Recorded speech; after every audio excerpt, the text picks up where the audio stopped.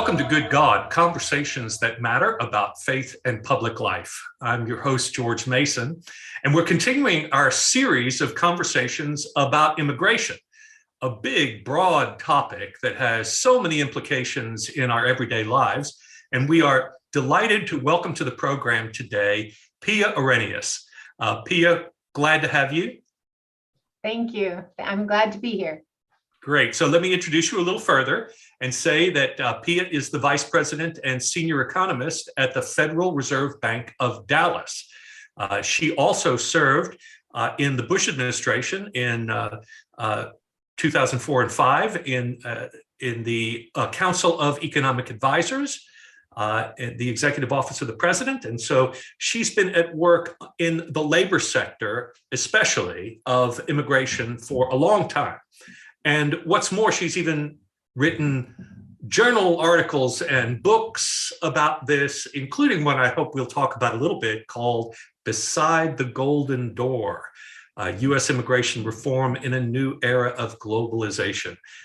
Big words there, but a reference to Emma Lazarus's poem on the Statue of Liberty. So again, you come well equipped to give us insights that most of us mere mortals really don't have, Pia, as we wrestle with this matter. But I suppose let's start with the labor market and the economic portion of this, because I think very often we do this conversation around culture and around our national identity and around questions of how many people can we manage in terms of immigration, things of that nature. But as I understand it, we are finding ourselves in a tremendous challenge with a GDP that is projected to slow over the next decade, and largely because of a shortage in the labor market, as I understand it. And we have a declining birth rate, and that's true not just of US citizens and Anglos, but also remarkably of Hispanic folk who are making the choice not to have as large a families. So this becomes a really important question, immigration, that is not only a political one, not only a partisan one, but really one of the very question of our flourishing economy. So help us make some sense of that and go beyond the quick summary I gave. And if you want to dispute anything I just said, that'd be great too. So. No, I think what you said is correct, George. So we are basically at a period in sort of American history, economic and demographic history, at which labor force growth and by extension, obviously, population growth is slowing dramatically. And what's particularly impacting the labor force at this juncture is the retirement of the baby boomers. The baby boomers was a very large cohort for its time, and they've contributed immensely to the labor market. And so they're all retiring basically starting now or a few years ago, really over the next 10 to 15 years. So the loss of that gigantic cohort at the same time that we're also seeing a pronounced decline in the birth rate, as you mentioned, that really started about 2007. So we're about 15 years into that slowdown. And so on all these levels, and at the same time, the workers that we have are aging. Obviously, we're all aging, but we're aging faster because we have fewer cohorts of new workers joining. And so really the growth rate of the economy is to a large extent determined by the growth rate of the labor force, which is, of course, by extension, the growth rate of the population. So with all those things feeding into it, we're looking at substantially slower labor force growth, which means substantially slower economic growth. Now, that can partly be addressed by immigration, not entirely addressed by immigration. There's a lot of other things we can do to sort of give people incentive to work. But if we're interested in growing the economy and keeping the growth rates sort of where we're used to having them, then immigration has to be part of the answer.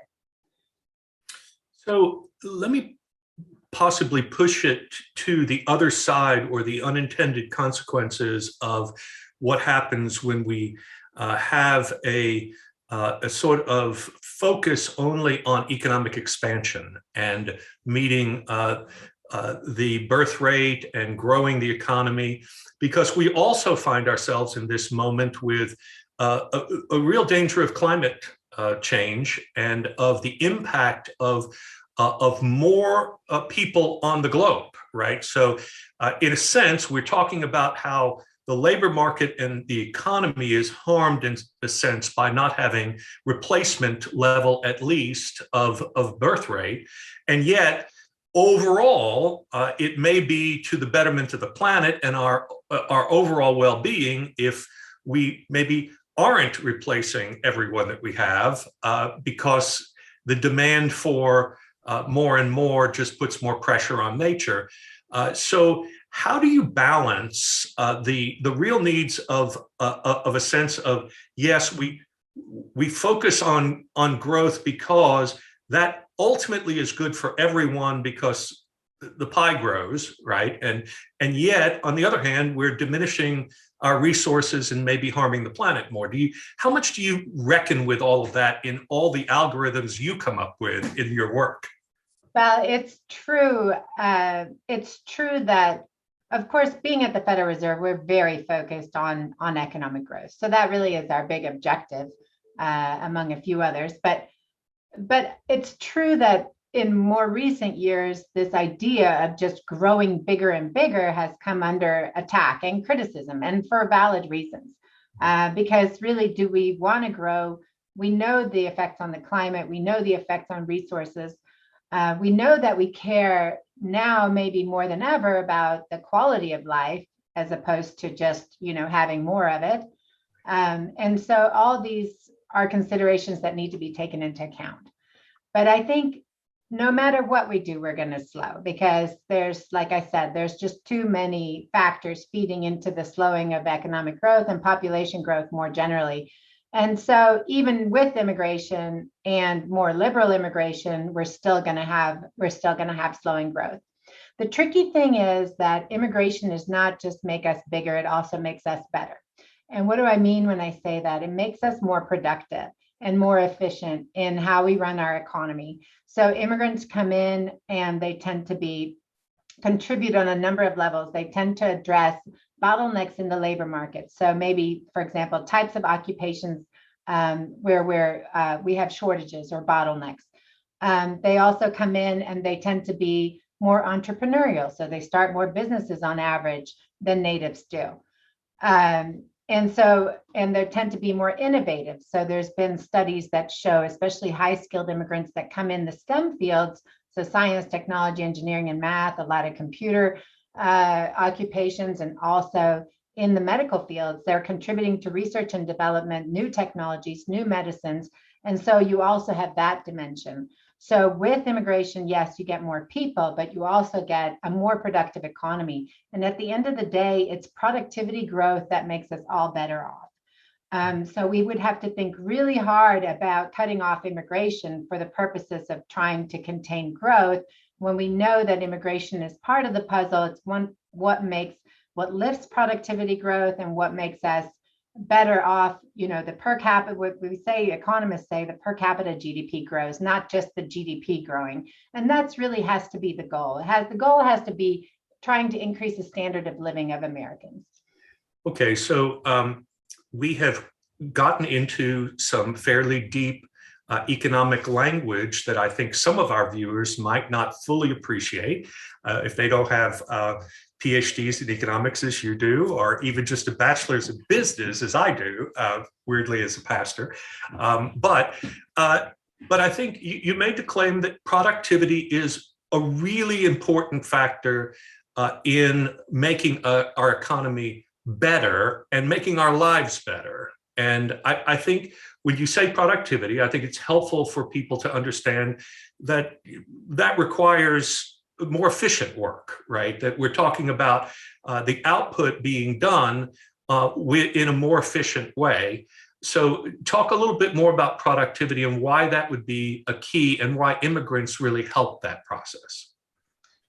So productivity, it can come about, you can be more efficient in how you do. It can just be you and us being more efficient about how we, work less hours, but produce the same amount or produce even more, just in how we organize ourselves. Or like you can use technology and become more efficient. So you can certainly, you don't have to travel to a meeting. You can just do a Zoom meeting. That's an efficiency gain there. But productivity also, yes. Here we are using Zoom and having a podcast. So there we are, right? Exactly. Right. So we saved a lot of time, commuting and not having to go. Although I do relish meeting people in person. So I do miss that. But yeah, it is an example of an efficiency. And then more importantly, really it's innovation, and entrepreneurialism. And so innovation, when people come together and they come up with new technologies, and I mentioned medicines and things like that, are also the things that make us able to produce a lot more with less. And so doing things better, doing things smarter, is the key to increasing the standard of living and making us all better off. And it just so happens that immigrants are a very key piece of that. We have a lot of studies that show that. And so we have to, that's one of the biggest reasons, I think that even in light of our concerns about growing bigger and consuming the planet's resources and climate and all those, I think those things can be addressed in a certain way, a smart way, but not necessarily by having to cut off the things that help us grow, especially grow productivity like immigration. Well, and if we're even talking about the climate, the idea of innovation in the energy field is a critical part of that too. And I think that often when we think of immigration, we're focused on the southern border. And we can talk about that a little more, and we almost always do in this respect.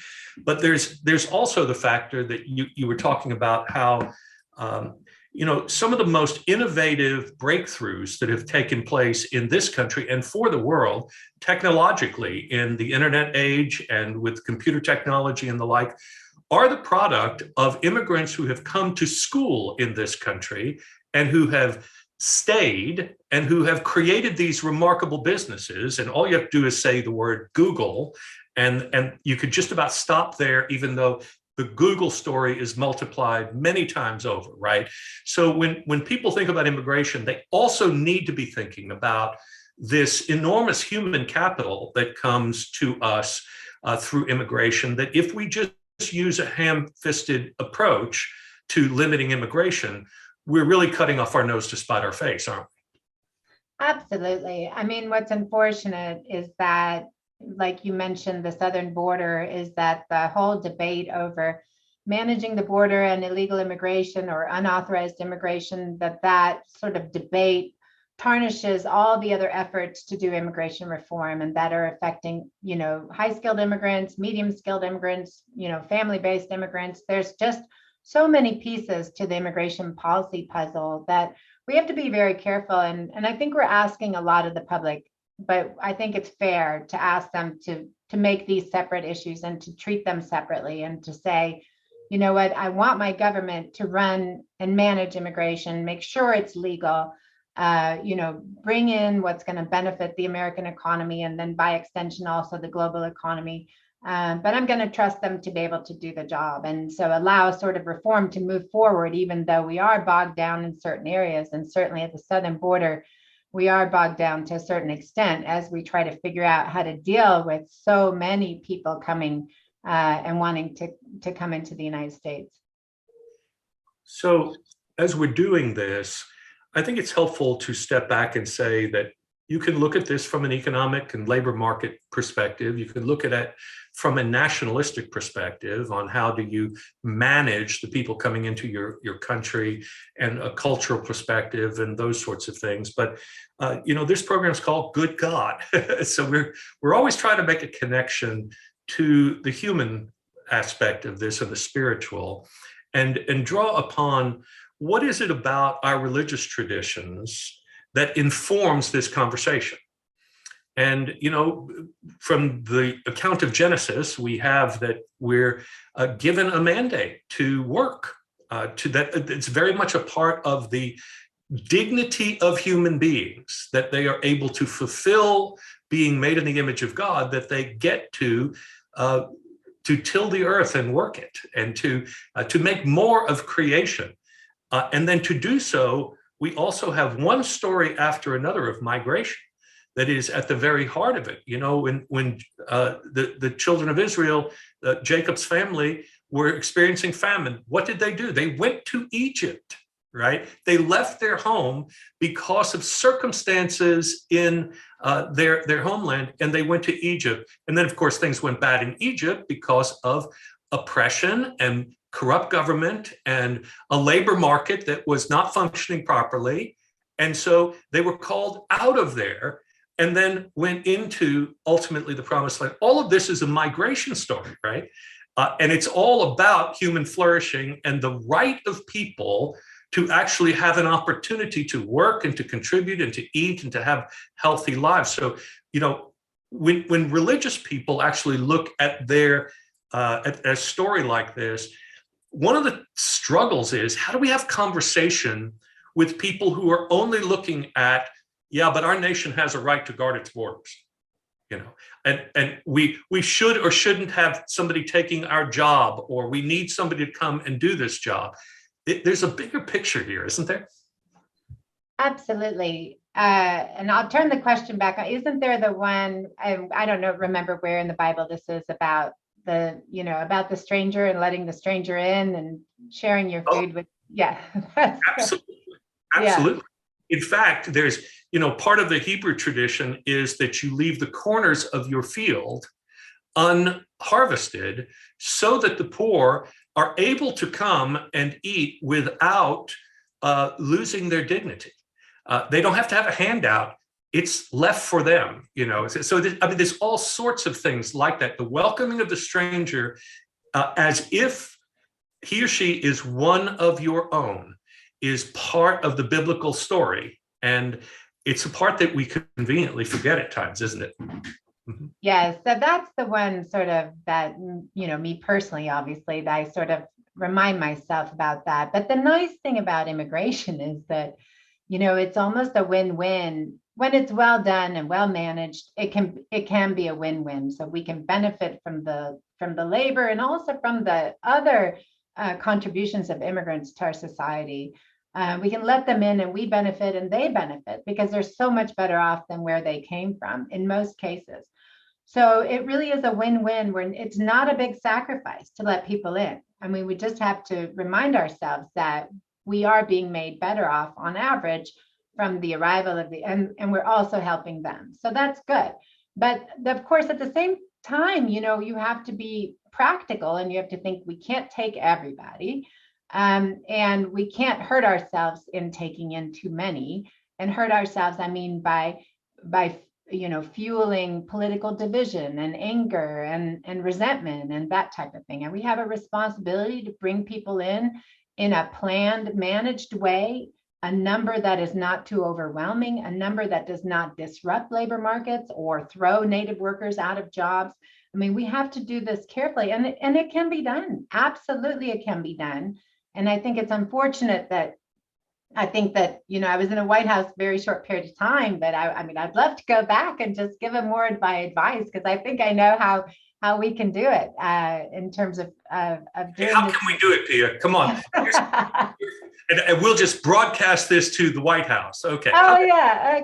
Okay, George, sounds good.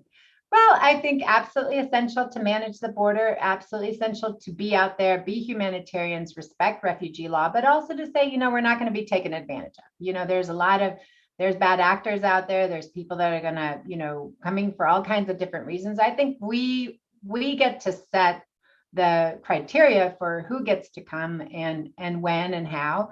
And that's it. We need to manage it very clearly. We need to put the numbers out in terms of how many we can take, and then we take that many. And we do really have to control the flow, because if you look, for example, now at the southern border, I mean, if you look at the whole rest of the world, I mean, we're a big country, we're 330 million people, but there's still billions and billions out there, most of whom want to come to the United States if given the chance. But I think what we've shown in recent years is, I mean, right now it looks like the border is out of control, but generally I don't think that's the case. It's more under control than it's ever been. We have 20,000 Border Patrol agents down there doing the best job they can for the most part.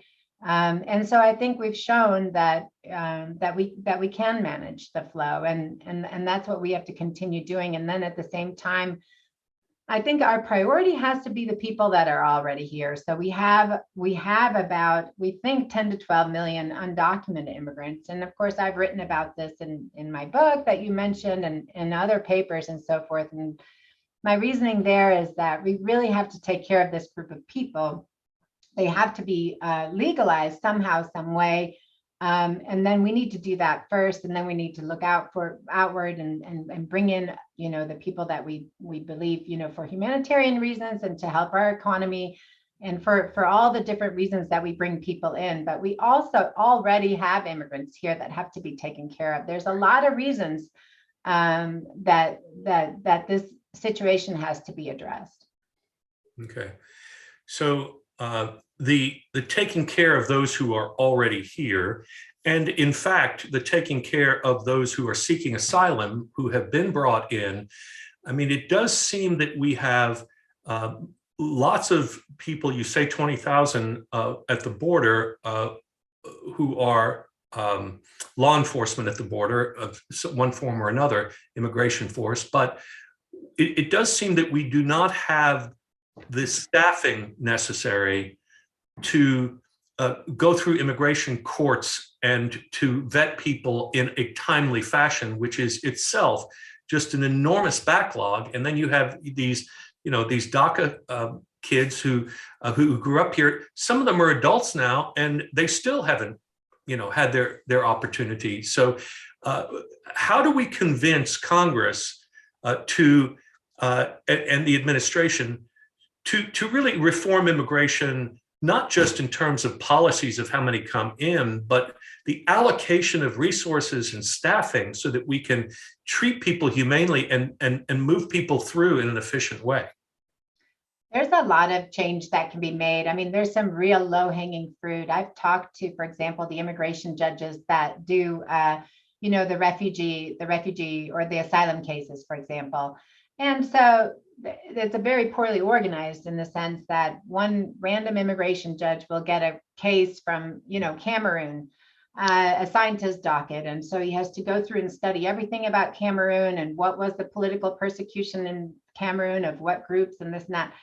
And then his next case may be, a Chinese immigrant who wants, asylum.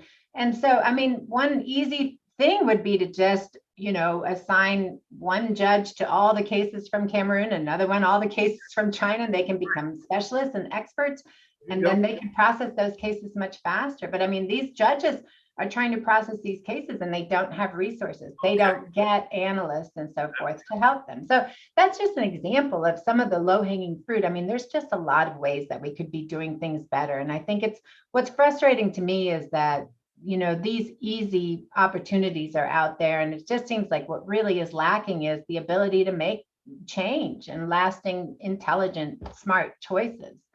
Okay.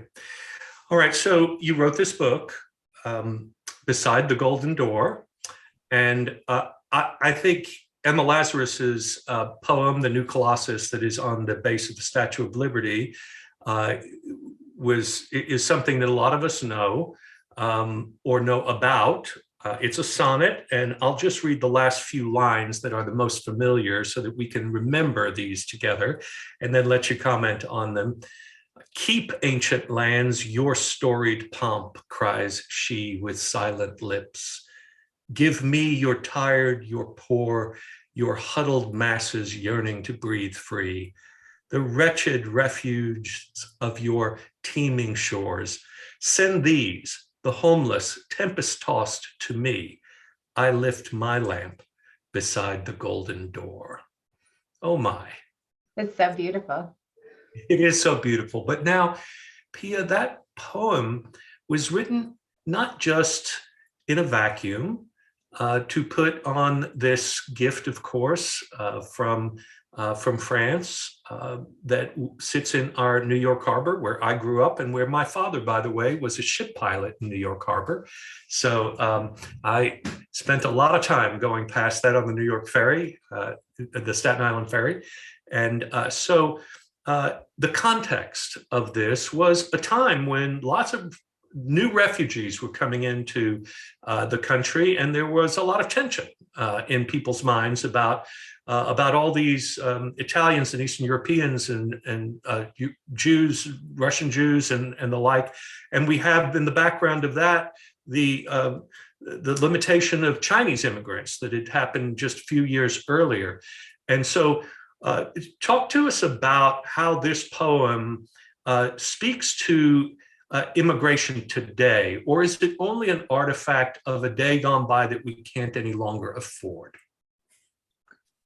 Yeah, I mean, that's a good question. And there's people who argue that, back then, because we didn't really have a lot of social services or spending on, on new arrivals or other poor and low income families, that it was possible to bring in, large numbers of immigrants, and that it's no longer possible because we have this social safety net that whereby we have to provide for them.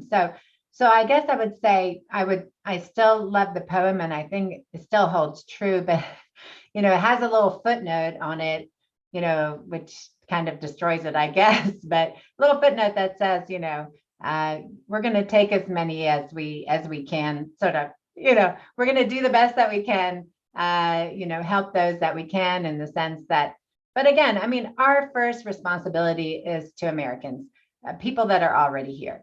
And so, I mean, not just Americans, but Americans, other immigrants, anyone who's already here, our responsibility is first and foremost to them. So we try to fulfill these obligations to the extent possible, but without really, like I said, disrupting the labor market, disrupting the social contract with the people that we already have.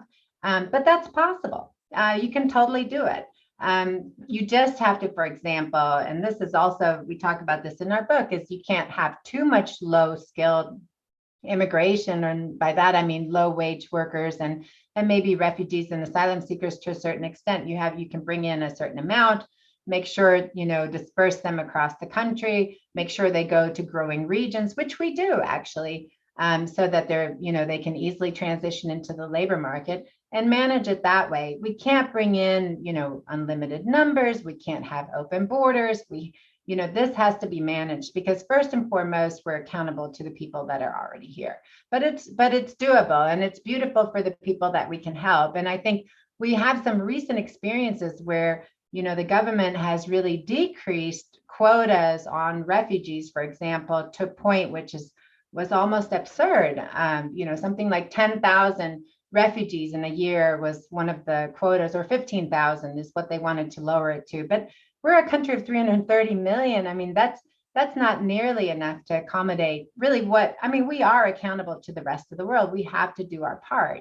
So bring in a good number, but also bring in a good balance, make sure you're balancing it out so that you bring in all kinds of immigrants. And that's going to really make sure that we don't get too much of any one kind, or that resources are not overwhelmed.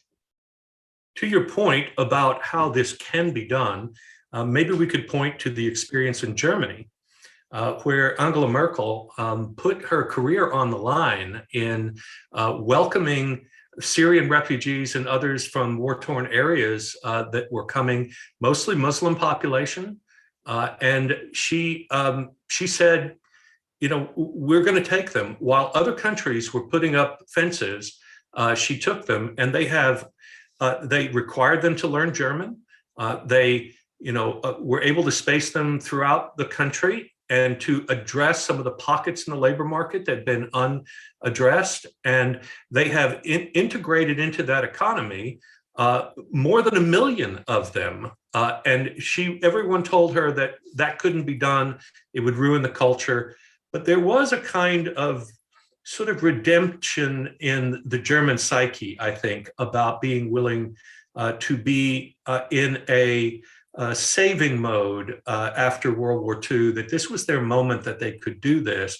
And I wonder if what would it take for us to learn some lessons from some place like Germany in that regard, and to think about renewing our own spirit of being that Emma Lazarus place of welcome?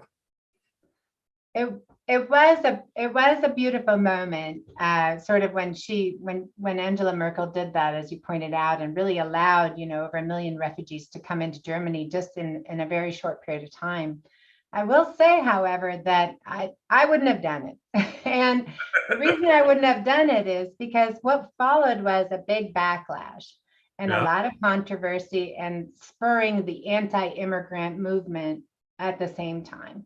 So I still believe that the best way to get consensus and buy-in is to do it slowly, do it gradually. It's very heartwarming to open your arms and welcome people in, as many as, and that was a huge number.